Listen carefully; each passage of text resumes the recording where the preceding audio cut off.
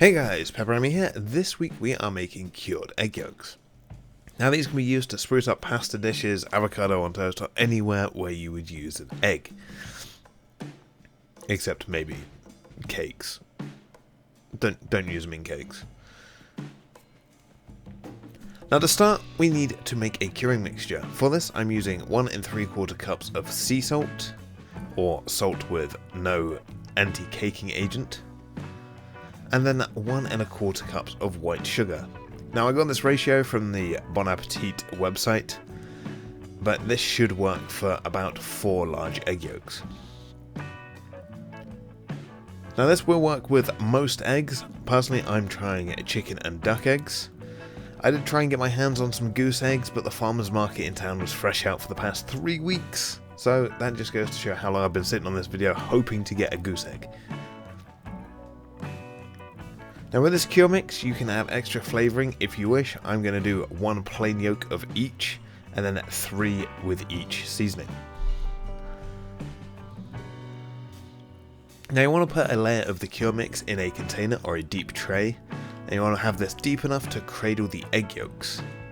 Then you want to make a indent using the wide end of the egg, then crack your egg, separate the yolk from the white, then carefully slide your yolk into the indent. Then sprinkle with a bit more salt, enough to cover, and then cover and place on the lid. Now if you're using different yolks, you want to mark each tub with what egg you used. Now if you want flavour for your cure mix, you can add in some peppercorns. I'm personally using a mixture of red, white, green and black, and then giving them a quick crush along with some cardamom pods, but you can use stuff like paprika, dried herbs, whatever you really want to add to these eggs. And give that all a nice quick crush just to release all of those nice essential oils. Then optionally remove the cardamom pods once the seeds have been removed, so you don't risk splitting the egg yolk open with the sharp shells. And then mix in with your remaining cure mixture if you have done any plain ones, just to see the taste difference. Then just as before, fill the tray or tub with the mixture, make indents and place your yolks in.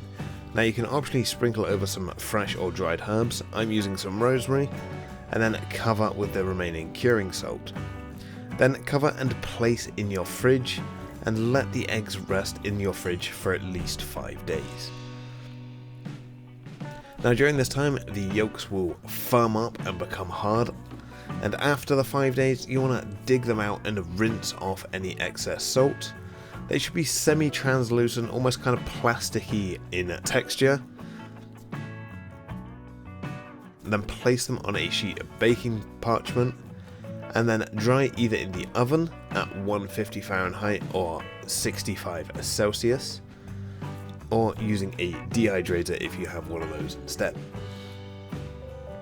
Now you can also dehydrate your salt and then crush it back up so you can use it for another batch, or just store it in an airtight container, as to be fair, after you have used it for the eggs it will become quite clumpy, so if you do really want to use this again, I do highly recommend drying it out. Now the main difference I've noticed between the duck eggs and the chicken eggs, other than the size, is the duck eggs seem to have a bit more of an oily residue once they are dried, but that is to be expected as duck eggs have a higher fat content anyway. Then once you are all finally finished up, you can finally grate and top your food of choice. If topping hot food, they will melt slightly, almost like a cheese, and then coat your food.